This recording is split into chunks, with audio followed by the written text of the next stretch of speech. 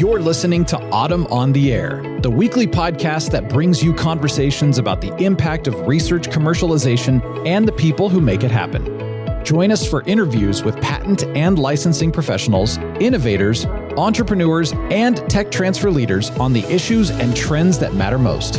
Keep listening for an inside track on the people, IP policies, and politics changing our world.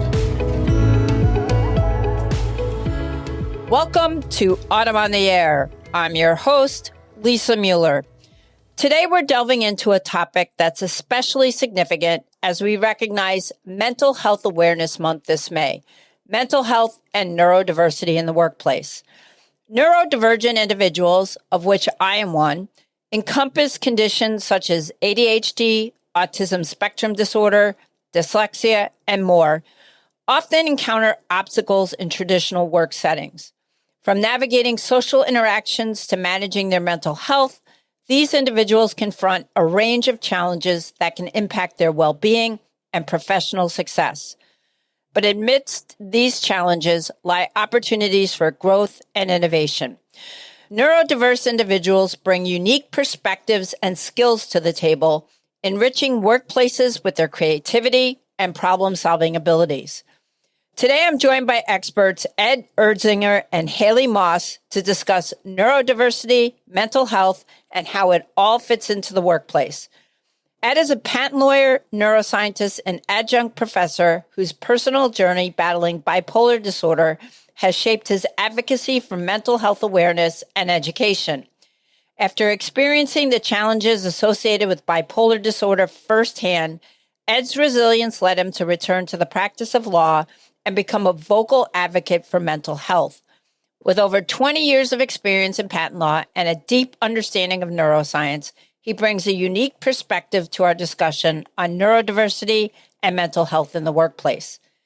Haley Moss is an attorney, author, and passionate advocate for neurodiversity and disability inclusion. Diagnosed with autism at 3 years old, Haley has become a leading voice in advocating for individuals with disabilities. While licensed to practice law in Florida, she focuses on speaking engagements, writing, and consulting to make workplaces more inclusive for people with disabilities.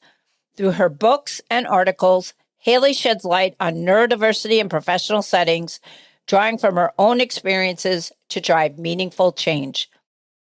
Welcome, Ed and Haley. I'm so excited to have you both here on the air. Thank you.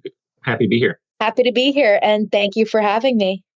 Oh, I'm really excited to have you both here. And I wanted to start off by asking the two of you, take us back for a second, if you wouldn't mind, to the point in your lives that really sparked your passion for advocating for mental health and neurodiversity. I'm going to be completely honest with you. I did not think I would ever be advocating for neurodiversity. I always tell people I got into advocacy by accident. I was a teenager who was just living my life, and I was asked by the University of Miami Center for Autism and Related Disabilities if I would like to speak on a panel about my experiences. I was 13 years old.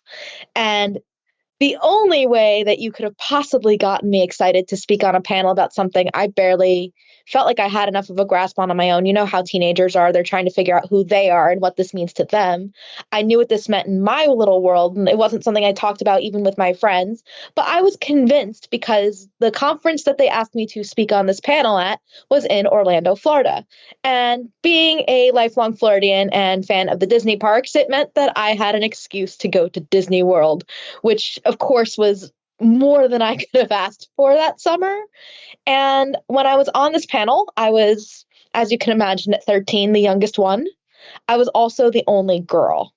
And a lot of the stories that I was telling as a fresh 8th grade graduate about to enter high school were apparently very relevant and very interesting to a bunch of parents of autistic kids who wanted a snapshot into possibly their child's future and whatnot. And realizing I was making a difference when a couple of parents came up to me at the end was fantastic and amazing. And I was also approached by someone who worked for a publisher about writing a book about being an autistic middle schooler and helping others with that experience. And I took them up on that. I ended up writing about it. And At this point, I've now been advocating for neurodiversity for more than half of my life, which is absolutely wild to think about. And I'm still passionate about it, which is super cool. So something was sparked in me as a fresh-faced teenager who was just excited to go to Disney World and get to maybe tell a couple of stories and expect nothing of it. And here we are. That's an amazing story. Thank you for sharing that, Haley. Ed, how about you? In 2019 and 2020, I had a severe manic episode that swung into a deep and treatment-resistant depression. I couldn't work. I lost my partnership with the firm where I was working and the executive position I had with the startup at the time. The firm allowed us to do that. And of course, when I was manic, that sounded great. I was signing up for all sorts of things. I ended up hospitalized. When I got out, I was still a long way from climbing out of the depression, but I had no money, no insurance. I was unable to work. Went on Social Security disability. It was the severe manic episode, though, that resulted in my bipolar 1 diagnosis. Before that, I had been treated for 20 years for depression and anxiety. With the correct diagnosis, I could look back and see the cycles since my late teens. And I've seen some of the difficulties that I've had in my career through a new lens.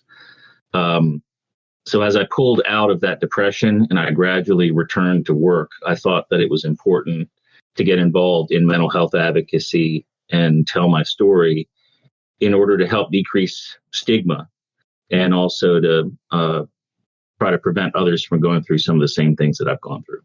Well, thank you for sharing that. And I think it's so important to have the two of you here today, because I think we both know that when it comes to supporting mental health in the workplace, a lot of times companies, law firms, they're just not very good at it.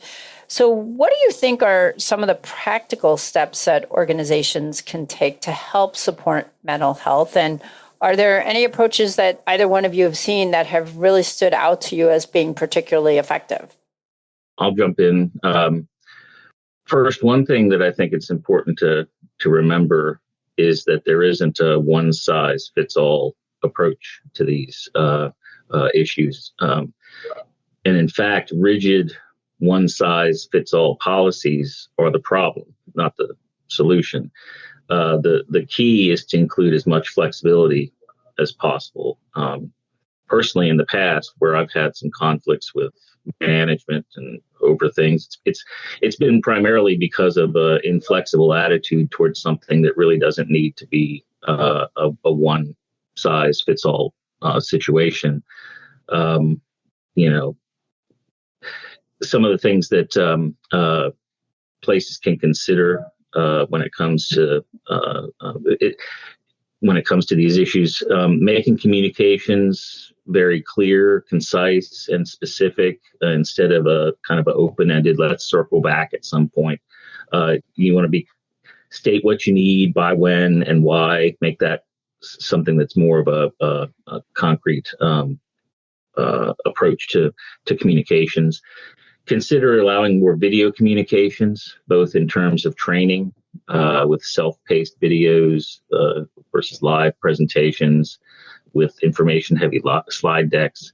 And, that I think has evolved with the pandemic and people working more remotely. People are becoming more comfortable with that sort of alternative. But I think that looking at those, well, I'm even calling it an alternative, looking at that as one of the normal approaches to communications and not an exception, I think is important. And, not everybody loves every type of social interaction and can find them overstimulating. So finding alternative ways to connect socially and professionally, offering a mix of happy hours and virtual events, off-sites, one-on-one coffee chats, I think can be very, very helpful. And not just, sometimes I think folks that don't have or aren't touched by some of these issues tend to think, well, in-person meeting is the best way to do it for everybody. And if if you're not able to do it that way, then, you shouldn't be here. That sort of an attitude is what, at the heart of all of this is, this kind of thought like, why can't you do this? This is what is accepted and has been accepted for a long time in the workplace. Get on board. Some other quick things, avoiding use of false deadlines and labeling things urgent when they're not. And one last thing, if information that provides context isn't sensitive or confidential, don't drip feed the information on a need to know basis. Some individuals like myself, I want to know the background. I want to know why. I want to know what we're doing and why and how we're going to do it. And I need to know that background information, because if it doesn't make sense to me, I'm not on board. So there's just a few areas. You got me thinking, especially when you were talking about different ways to communicate. And that's something that's always been very big for me, and how people can be supportive. Since some of us are very talkative and some of us are very much not. And I also think it depends on the day. So I'm someone who gets overstimulated a lot. And when I'm overstimulated, I don't want to talk. And I might be better to email or text or a mix of different communication. So I think really knowing how to communicate with people is huge. And something that's worked very, very well, not just in my experience, but something I've noticed overall, is cultivating more empathetic leadership. And I know that always sounds so corporate-y when I say it, but mental health and neurodivergence are human issues. They're individual. The way that I experience things is going to be wholly different than the way that Ed experiences things is going to be wholly different than the way that somebody else experiences something. And having that empathy to really listen to our stories and our struggles and things that we do well and our joy and everything in between is really big. And having that willingness to learn, having that open mind goes a really long way, I think, from when we're working with other people. It's something I don't see enough of. And when we have these types of conversations, they really make a difference, which is why I'm so grateful that we're here. I think about even that we had these conversations at the last couple autumn meetings, and it does indeed make waves. It makes a difference. It makes people think a little bit more critically, a little bit more humanly about mental health and neurodivergence, because it shows up everywhere. So I really want us to lead from an empathy standpoint. I think that there might not be a one-size-fits-all program or accommodation or something that really works well, because usually people want a magic bullet fix to that. But really just leading with that empathy and understanding and curiosity is a huge step forward. I think that's a really great point, Haley. And I think that's a great starting point. And I'm wondering, for people out there who are listening, in addition to starting out with empathy, can you guys provide some specific support systems or initiatives that you found that you think are particularly helpful in addressing mental health needs of neurodiverse employees? I'm thinking about the initiatives that are out there that work well, since I think so many initiatives are kind of awkward, especially when you're just handed a bunch of resources. So I say this as somebody who has served on the board and serves on the board currently of a lawyer's assistance program.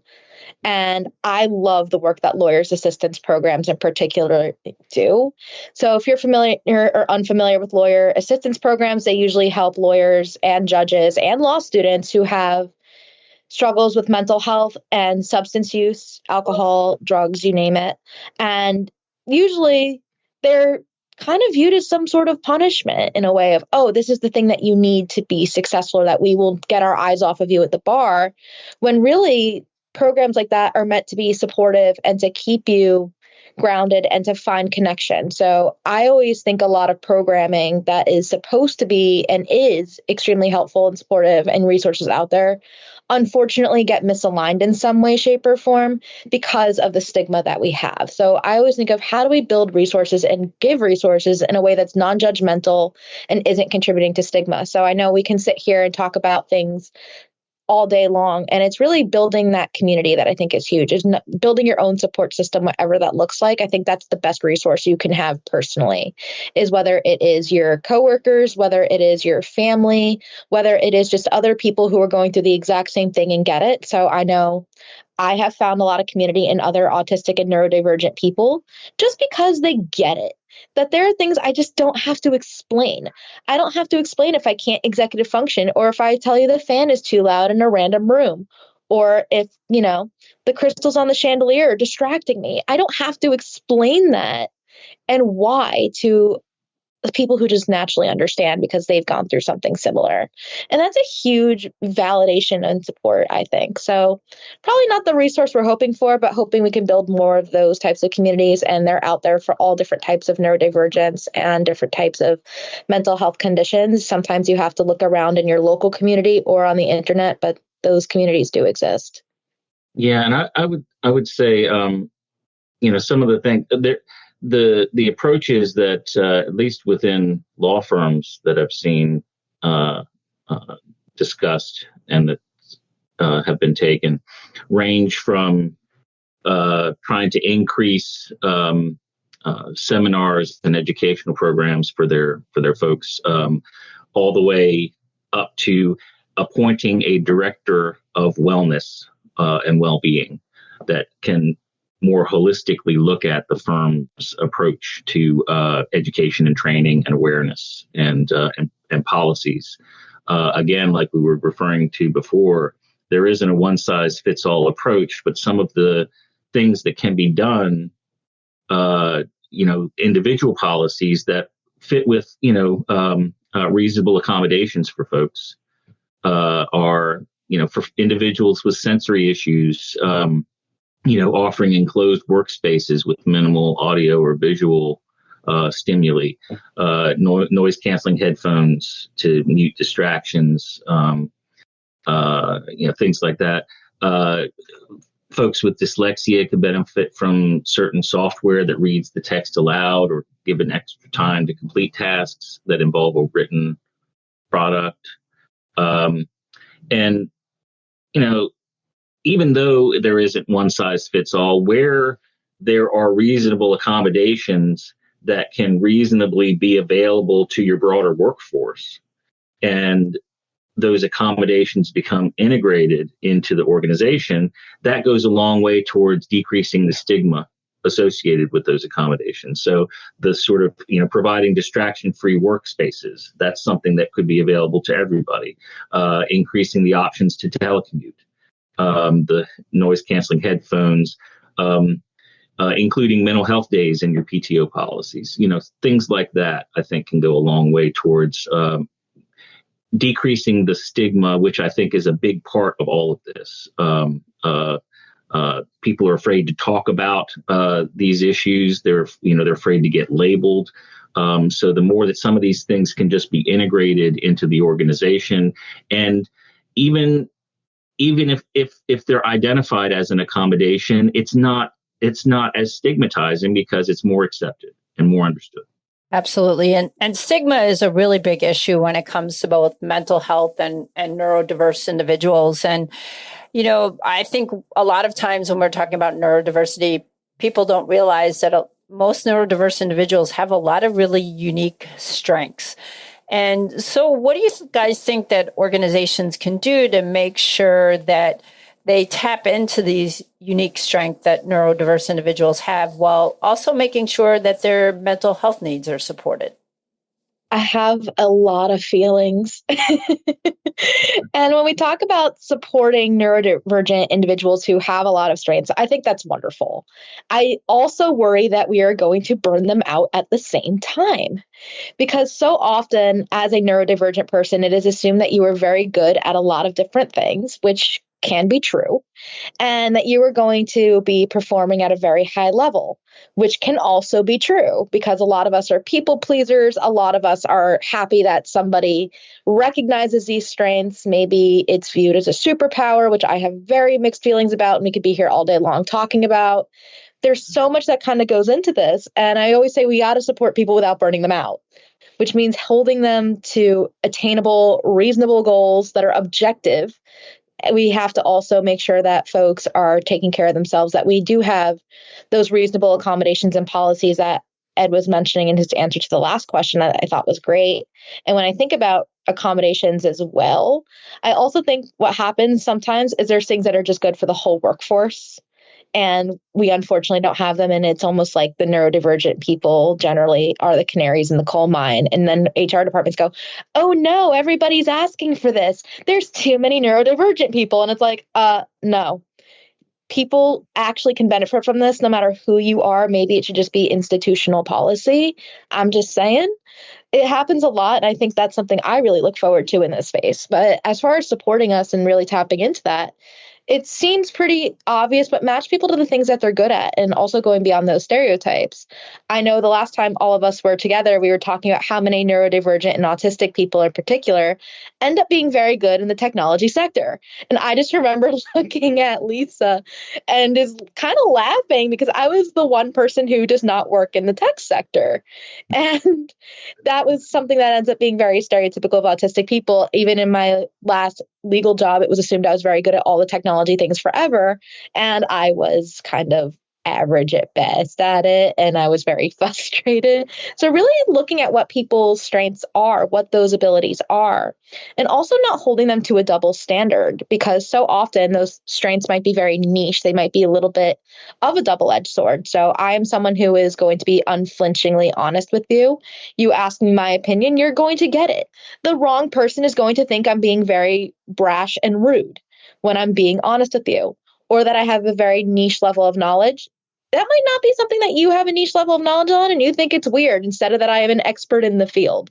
So you have to remember a lot of these strengths do get looked at very negatively for no good reason, because we simply don't understand at best. And at worst, it's just flat out stereotyping and bias. So kind of unlearning that has been huge, I think, for a lot of people in supporting neurodivergent people and our strengths. I usually get to talk about this with kids and not so much adults. So when I talk about this with kids, especially on the niche interest thing, I usually talk about a kid who's playing travel soccer and a kid who collects rocks. And I want you to have the same energy and passion for the kid who's playing travel soccer and the kid who's collecting rocks. Because even though you might not understand the rock collector, they know an awful lot about rocks and a lot about geology and who knows what. Just because it's not viewed socially the same way that the kid playing soccer is, doesn't mean it's any less valid or any less specialized or interesting.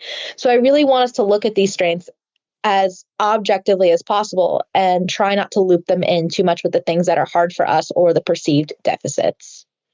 Yeah, I think it's interesting because I think folks that neurodiverse folks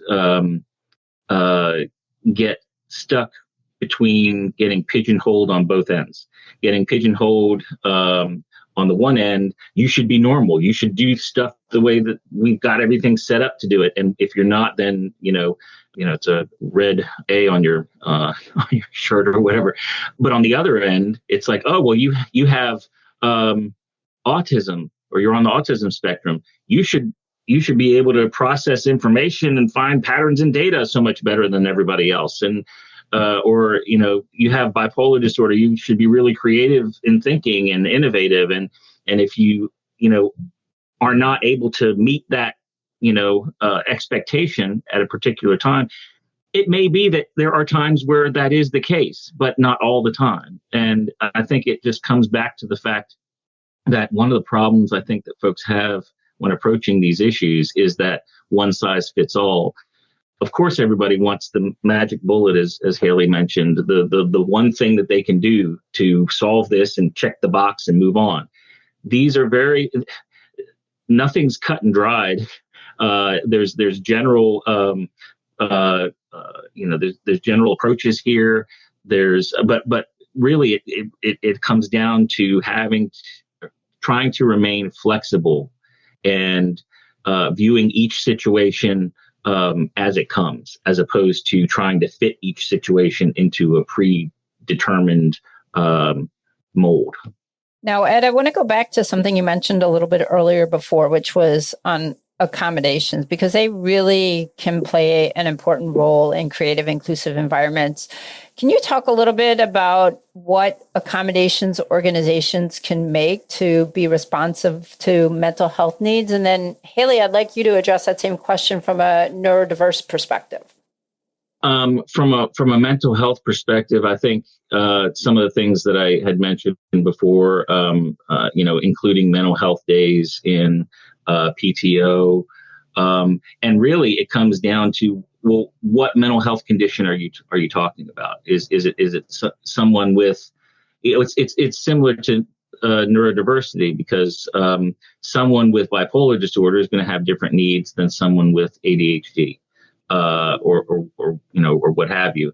And even two folks with bipolar disorder may have different needs, because there's different types of bipolar disorder. Where you are in your cycle may be different. So, I hate to sound like a broken record, but it really does come back down to staying flexible and really meeting the person where they are. What do they need individually? Do they need more telecommuting options? Do they need more time when dealing with written work product as opposed to just reporting back verbally? What are the limitations that they are facing that are related to their mental health issues, and how can those be assessed? Anxiety, social anxiety associated with the scheduled get-togethers and scheduled meetings and things like that, that I was talking about before. Having a mix of in-person and virtual kind of things when a lot of people are telecommuting anyway. As opposed to forcing everyone into a certain setting, or having to approach work in one way when there are multiple ways to approach things. I've seen that in my career. Sometimes it has to do with mental health. Sometimes just work practices. A lot of people have run into folks where that they're working for, when there's multiple ways to do something, but the person they're working for treats the one way that they do it as gospel and won't accept any other way. And it's not because it's legally incorrect. It's not because it's not a valid way to do it. It's just the way that they do it. And they're not open to thinking about or talking about anything other. So just flexibility goes a long way in all of these areas. Haley, your thoughts from a neurodiversity perspective? Absolutely. I think you're 100% onto something with the flexibility and really kind of realizing how individual it is. So something that I wanted to address, other than that, and really going back to there's no one size fits all, is when you are the person requesting the accommodation. And I think that's something we don't do a great job talking about. And a lot of the times, I think if you are a neurodivergent person or somebody who has a mental health condition in particular, you really don't know how to always advocate for yourself. And we always talk about how important it is to advocate for yourself. Maybe you know you need to telecommute, or maybe you don't know, or maybe you know that you need things broken up, you need those deadlines, maybe you don't need them. Maybe you need like earlier Ed mentioned struggling with the manufactured urgency. If you give me manufactured urgency, things go well, because then I'm not going to be late on stuff. So it's really understanding that everyone's different. And if you're the person requesting accommodations, this is for you. A lot of the times you're probably not going to know exactly what you need, and that's okay. But my advice for you is to figure out what the pain points are, what is actually difficult for you. And you can go from there and take it to HR or a supervisor or somebody else and come up with a solution together. I like to look at the accommodations process as being very interactive. And it also helps when you have it be an interactive process to make sure that it is considered reasonable in the eyes of your employer, because they're agreeing to it. So you kind of get to hit two birds with one stone here. If I tell you that I am horrible at paying attention in meetings, which can be true, then we're going to have a good way of coming up with the solution of how do we work around that, right? If we're on Zoom or something, maybe we record it. Maybe there's a transcription, because I sometimes struggle with auditory information, and having the extra visual helps me with closed captions or a transcript. Or what will happen in a lot of meetings whenever I bring this up, because now I know it's not just attention, but that I struggle shifting my attention between taking notes and listening at the same time, is that a lot of folks I've learned to ask for note taking because of that. Or I'll bring this up and they'll say, well, we'll send you the recording, or we'll send you our notes at the end of the meeting. Is that okay? Or we'll designate a note taker out of the three of us or something. So even knowing now that I know I'm not a good note taker, but knowing I'm not a good note taker is huge for me in advocating for myself. Now, after many trial and errors, I know, one, it's reasonable to ask for someone else to take notes and circulate them at the end or circle back with me. And all of this stuff has been very helpful. But there's a time I might have never asked for that. And there was a time I would have never asked for things that can actually benefit me because I thought they were for other people. So we talk about things on being a very disability or condition by condition basis.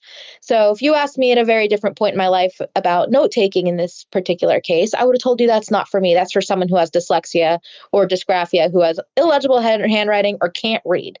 Like, that would have been a take I would have had about maybe 10 years ago, maybe even while I was in law school, like 7, 8 years ago at this point. Like, I would have definitely thought that at least once. And now I realize, oh, this can benefit me. And of course, we can go back to this as a universal design thing on accommodations of a lot of these types of things can benefit everybody. We all love when we get an agenda and we're not thrown into a surprise. We love knowing exactly what we talked about and getting a recap from somebody, kind of like when we have the secretary of a board or somebody who sends it to us. Like, all these types of solutions, and this is why I love the accommodations process so much, can benefit not just one person. And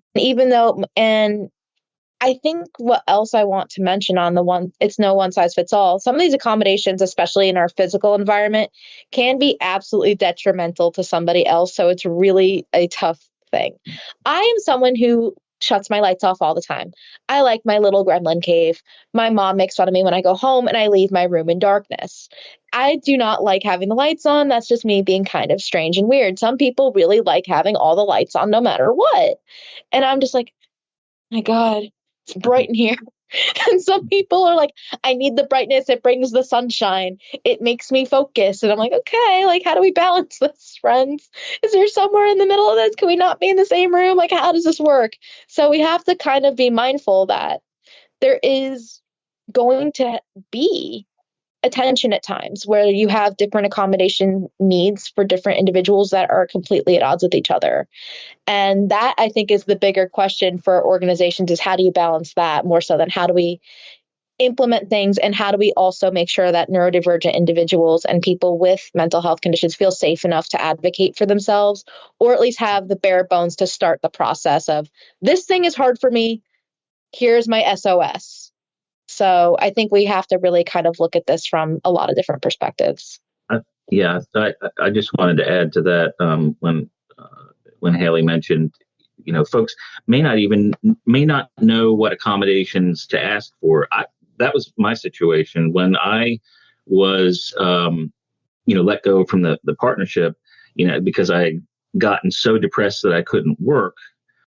At the point where I couldn't work, then I would, it was noticed, and I was asked, well, what can we do to help? What accommodations can we provide? They asked all the right questions.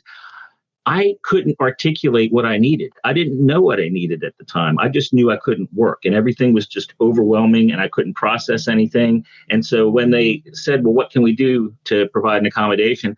I'm not sure. Well, here's a link to a list of things.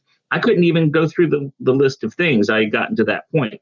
If I had felt more comfortable earlier on, before I'd gotten to that place, asking for some of these accommodations, I'm not saying that it would have prevented me from getting there, but it may have. And it may have helped me not get as deep into the depression.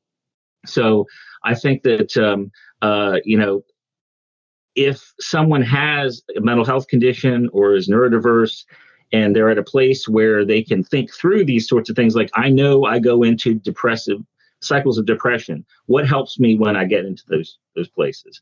And have thought through that in advance and feel comfortable to talk with your employer about those. I think that goes a long way, as opposed to where I was, where by the time they asked, I couldn't process anything or articulate what I needed, and the only solution was me being, losing the partnership and going into the hospital. And I think that's such an important point, Ed. And I think, hearing your story and hearing you explain that, I'm curious, what do you think that organizations can do to try and foster some type of culture of acceptance and support for neurodiversity and mental health? So you would have felt comfortable coming forward sooner to say, hey, look, I'm struggling, I'm having a hard time. What is it that an organization can do? I think that it comes down to education and awareness. It comes down to providing opportunities wherever they are on that spectrum I was talking about. Providing seminars for in-house seminars, CLE programs, to appointing someone in charge of wellness, and trying to critically assess the policies within the organization and how they can address these things. I think that for a lot of these areas that we're talking about, the more people are encountering these issues, I don't want to say confronted with or anything like that, the more they are comfortable with seeing these issues discussed, seeing folks that they know within the organization talking about their own experiences, or not even within the organization, just within their professional sphere. It goes a long way towards decreasing that stigma, increasing people's understanding and their ability to keep an open mind and flexibility, because they realize that it's not just you're this label, so we do this, that kind of a thing. And it's one of the reasons why I talk about this a lot, is because I think that's the only way that we can decrease, or one of the big ways to decrease stigma, is to not be afraid to talk about it, because that's one of the reasons that there is a stigma. People are afraid to say anything. When I was when I was working for one big law firm, back earlier, well, it was the first big law firm I'd worked for in my career, and I was wrestling with depression and anxiety that was what I was being treated for at the time. And I confided in a couple of my colleagues. One of them said, keep that to yourself for your own good. And the other one actually stuck their fingers in their ears and said, I don't want to hear it. And they were both right, because I ended up taking FMLA leave from that firm for depression and anxiety. And the morning that I reported back to work, they fired me. So things have come a long way since then, 15 plus years. But that's the baseline that we're coming from. And I think that people are more comfortable talking about these issues now than they were then. But there's still a lot of folks that have misunderstandings, misconceptions, and those misunderstandings can easily make their way into policy that is an impediment for a lot of folks if you're not careful. So, Haley, I wanted to ask you about self-acceptance, and how important do you think that is in managing mental health challenges and embracing neurodiversity? And share with us your journey toward self-acceptance and how that's influenced your advocacy work in promoting neurodiversity awareness and acceptance. That is a lot to unpack. I know, especially for someone who's autistic and ADHD. It's just a lot to unpack, because journeys through identity are just a lot, period. Yeah, they are. And I think that's true for anybody. In fact, like, the way that I felt about my autism as a young person is very, very different than the way that I feel about it now. And I feel different about it because, one, age and life experience. Two, getting to spend more time around other autistic and neurodivergent people. Three, more knowledge and general, not just acceptance, but things like that. And also the social and societal pressures as you go through life change in your personal and professional lives. And there's kind of this overarching theme, I think that's part of the neurodivergent experience. And it's something that has come up time and time again. And we didn't really talk about it today, but there's this sort of belief that you have to be, and you get told this in your acceptance journey, time and time again, is to just be yourself.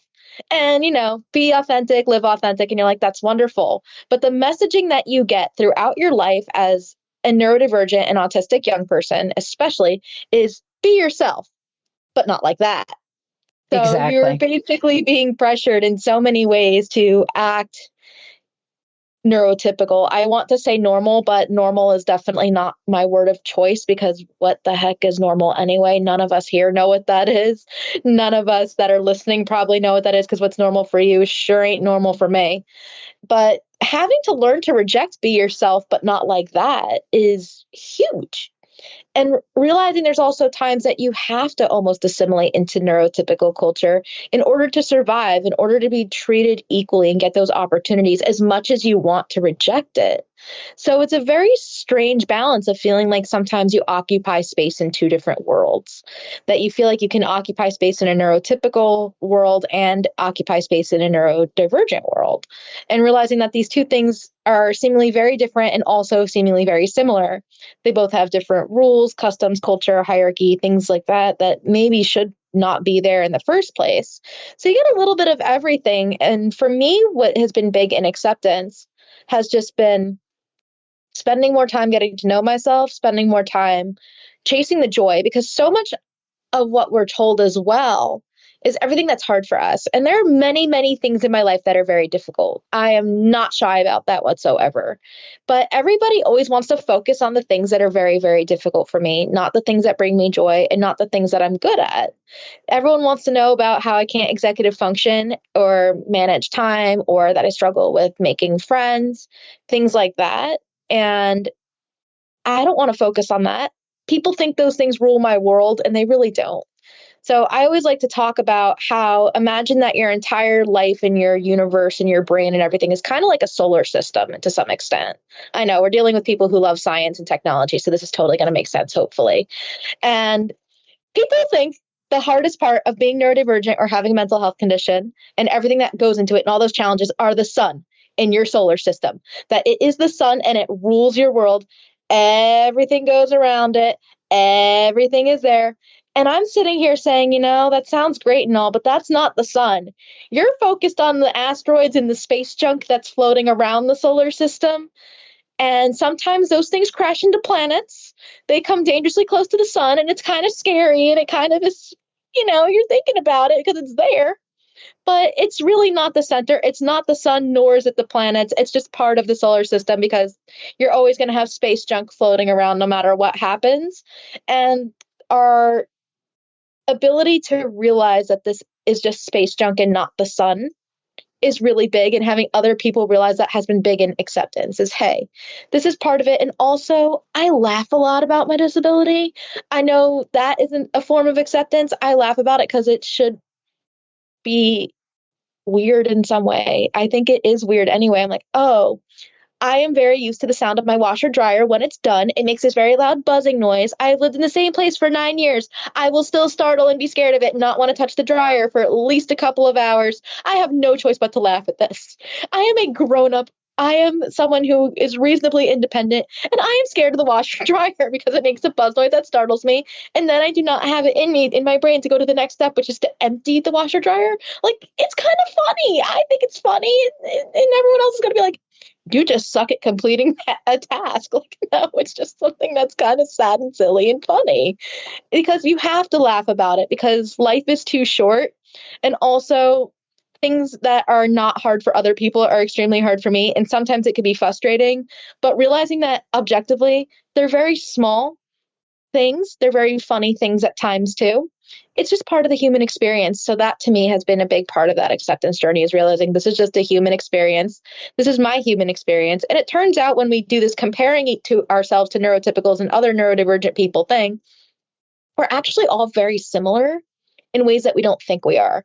And that has been huge, of realizing, this is maybe just me also noodling around about being a young person at times, is we're all kind of in the same boat trying to figure it out. Everybody's trying to figure out how they're getting through as much as they can in this life while we are on this earth rock together. And that has helped me feel a little bit more peace and a little bit more accepting of, you know what, this is just my journey through it. I'm doing the best that I can. This is the hand in life I've been dealt. I will never know any different. And I'm at peace with that. So I think having a peace is pretty essential to finding acceptance, or at least self-acceptance. And I think, Haley, that leads me to a question for both of you about masking, because, you have your self-acceptance, but then you'll go to work or go to a social event and you kind of mask who you are. And that's really common, both for people who have mental health issues as well as people who are neurodiverse. What do you both think organizations can do to help create environments where neurodiverse and people who are suffering from certain mental health needs can do to feel comfortable in helping those individuals express their true selves and not need to mask who they truly are? I think that for me, I'm thinking back to what we were talking about earlier in terms of accommodations and where it's possible to expand those accommodations more broadly. Efforts within the firm, I think, that try to normalize the fact that people are different and people approach things differently. That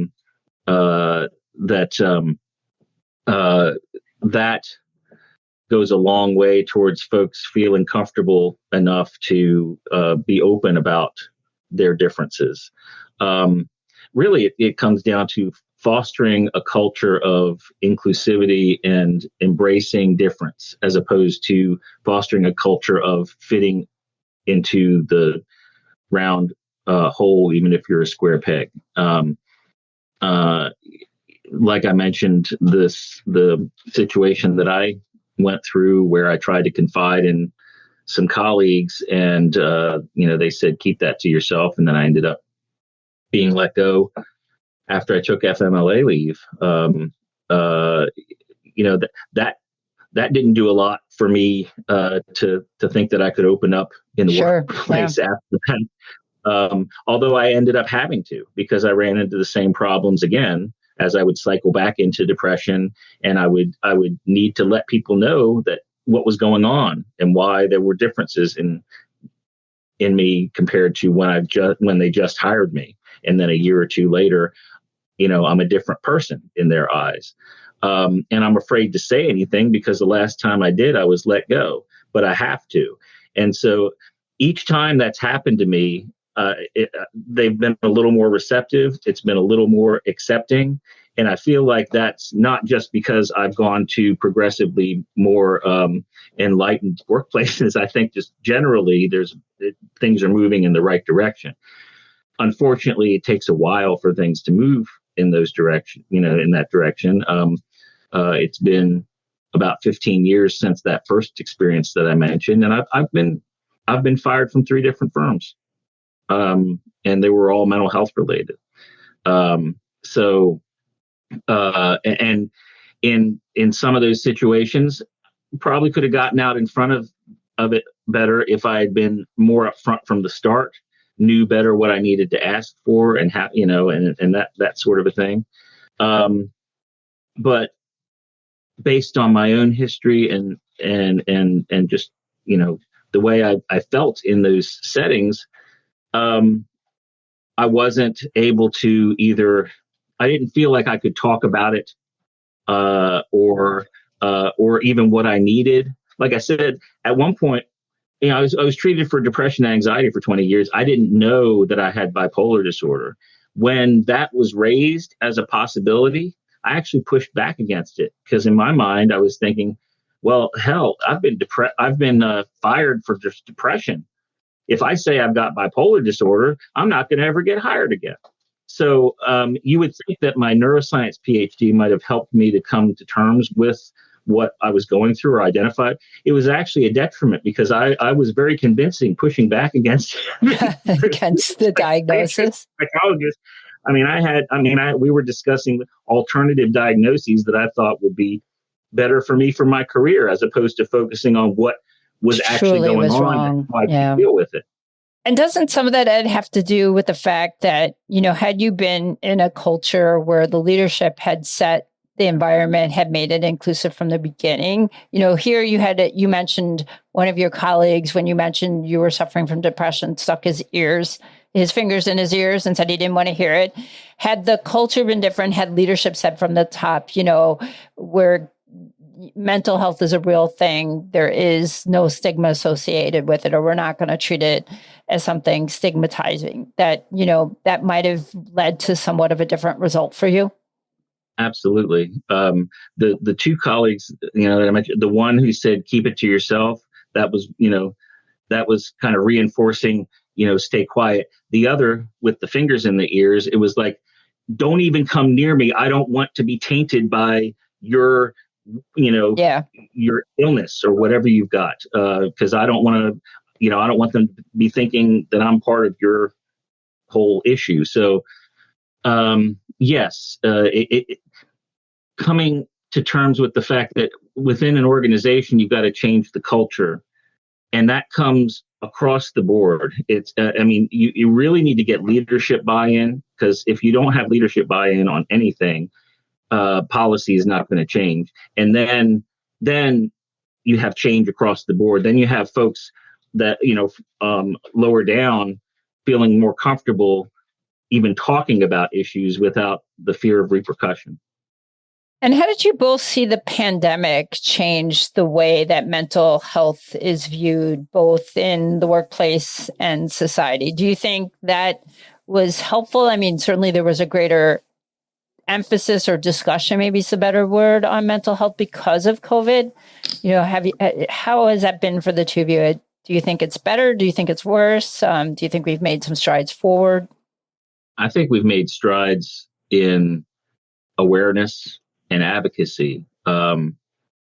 Because of the pandemic, a lot more people experienced mental health issues themselves or within their families than would have otherwise.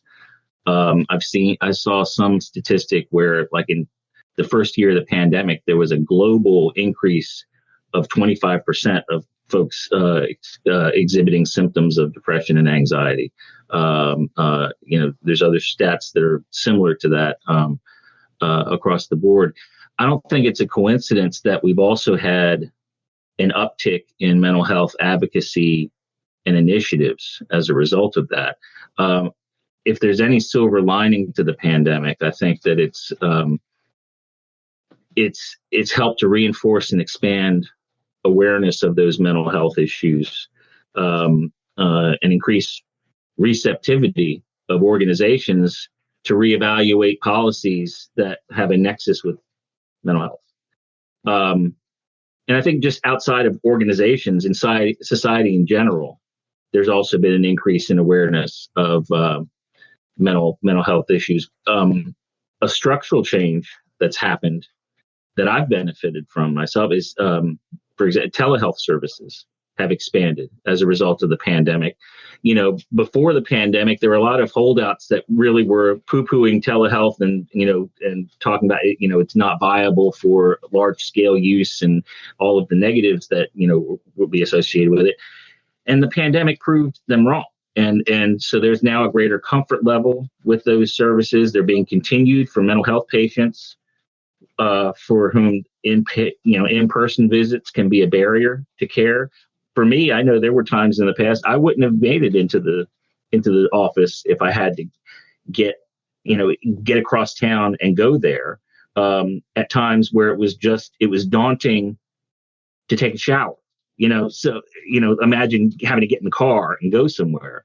And then also for individuals in rural areas without access to local mental health providers, telehealth services are critical.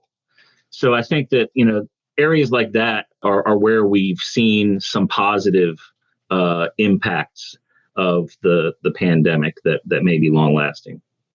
I think you hit on something very interesting with that, and with telehealth and access especially. And access also expanded in the workforce, I think, with people being able to participate who otherwise couldn't.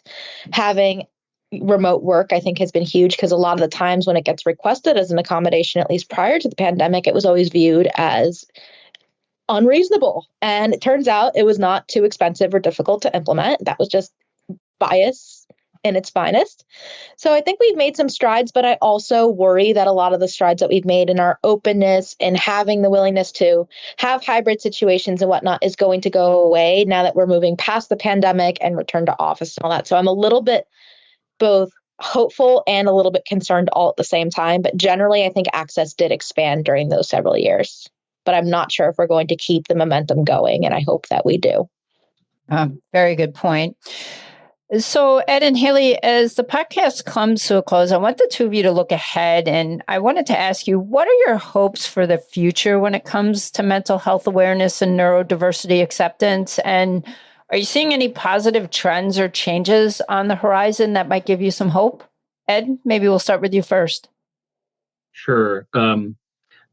I hope to see a continued decrease in stigma around mental health issues and neurodiversity, and more workplaces become more accepting of neurodiverse individuals and those with mental health challenges. Some positive trends that I've seen. First, just the amount of information that's out there now about these issues. As I mentioned before, the increase in education and advocacy in this area has really expanded quite a bit, and I hope to see that continue. In the legal field, like I mentioned, there's a lot of firms that have appointed directors of wellness and well-being, and that seems to be escalating and continuing. Law schools are starting to focus more on mental health issues, either through special seminars and programs or courses like, I'll do a little plug for myself, one I developed that I'll be teaching this fall at Wake Forest Law School on mental health in the legal profession. At talks I've given at different law schools, mental health issues are top of mind for law students these days. They're looking at firms through a lens of which firms are caring about these issues and approaching these issues in a way that makes them feel like they're taking them seriously. And those students are going to carry that interest and awareness into the law firms where they end up working after graduation. So I think that all is moving in a positive direction towards things continuing to move towards greater awareness and decreased stigma. There's a paper that we've been working on, 6 authors, a combination of current tech transfer professionals, former tech transfer professionals, legal professionals working in tech transfer, but looking at mental health within the tech transfer profession. There have been papers and talks, discussions on mental health within law firms, within various types of industries and organizations, but folks haven't really talked about that as much within the tech transfer sector. And so we've put together a paper and we're hoping to see it published soon, where we look at some of those issues, how they intersect with tech transfer professionals specifically, and some of the ways in which tech transfer professionals as clients of law firms can really help drive change within tech transfer and those firms that support them, because law firms often will mimic the policies of the clients that they're supporting. So, to the extent that that firms are providing services for clients that expect them to be always on, that have unrealistic expectations when it comes to responsivity, when it comes to different types of communications that really can eat into your mental health. What are ways that tech transfer offices can try to affect change that impacts not only them, but those that they work with? So some of the things that I'm looking forward to is living in a world where we don't have to have these conversations, which is very idealistic, but I would like to believe we will hit a point in my lifetime that we are so accepting and understanding that we don't have to continue the ongoing education, the ongoing break down the barriers of stigma. I would love to see it. I hope that I'm alive to see it. I say that because that's ultimately the dream, is that this work isn't necessary as much as I enjoy it and I'm passionate about it. I would love to not have to do it at the same time, because we're at a point of acceptance and understanding and inclusion, that things are all universally designed, everything is accessible. But we're not there. So something that I've been seeing a lot of, though, and noticing is that access is being taken seriously, whether it is in how we do websites, whether it is in how we include people, our job descriptions, how we interview, that people want to do this right. They're realizing they're missing out on a lot of very talented, diligent, and passionate and smart people because of what they expect the ideal person to be. That they expect someone who's very outgoing, who's always happy-go-lucky, who is very sociable, who just naturally understands and is good with people, or is just so automated in how they do that, as well as being highly productive and being a superstar all the time. And realizing there's so many different flavors of being human. So that has been something I'm excited about, is people noticing this. I do wonder how that's going to shake out when you have AI reading resumes and applications. I know that's something that's been going on and something I feel very passionate about and worrying about at the same time.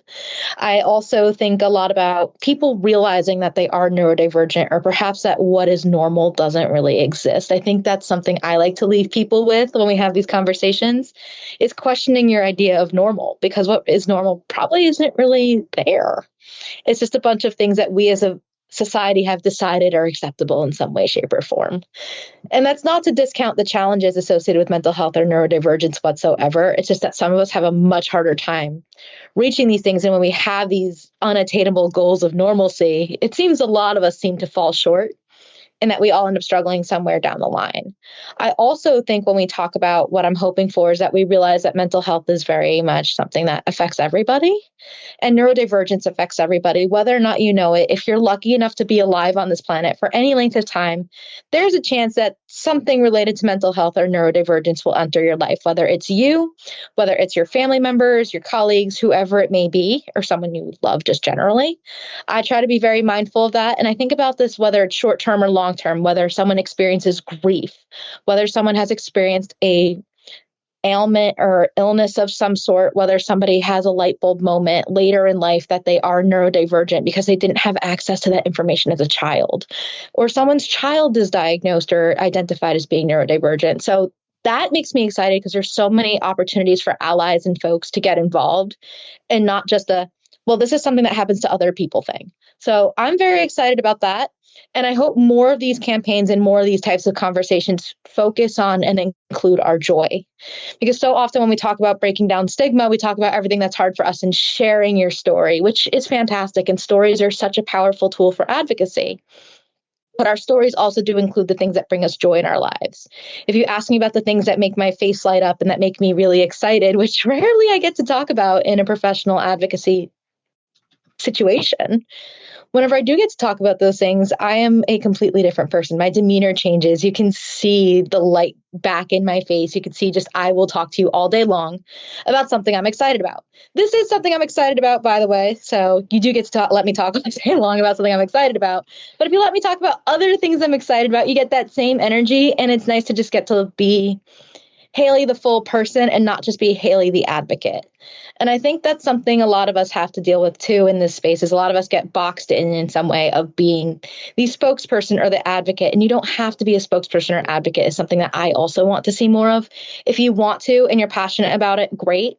But if you're not, and you're just like the one person in your organization, don't feel obligated to be that person, even if you know in your heart, it would make things better for everyone if I do this. If you don't feel comfortable or you don't want that role, that is totally valid and okay. Like we've talked about throughout the time we've had together, identity is a journey, and how you feel about this is so individual. And whether you're at a point of self-acceptance, you're still questioning, you're somewhere in the middle, you're working through a lot of internalized ableism and shame, if that's you, that's okay too.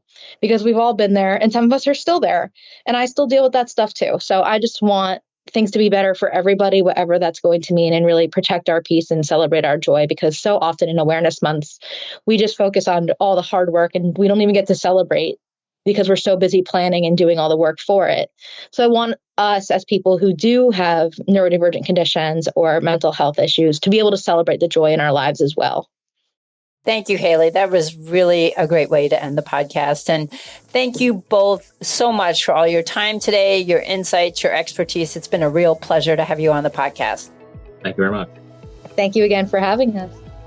As we wrap up today's conversation, I want to extend a huge thank you to our guests, Ed and Haley, for sharing their experience and insights on such an important topic. May being Mental Health Awareness Month reminds us of the significance of discussions like these, not just in the workplace, but in society as a whole.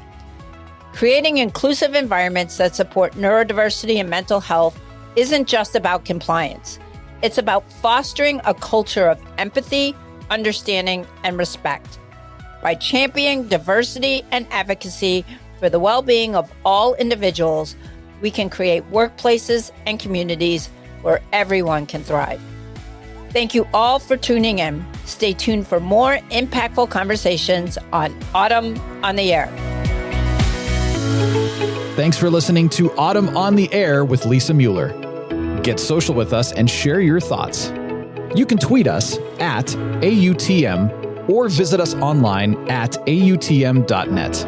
We'll be back next week on the air. Be sure to join us.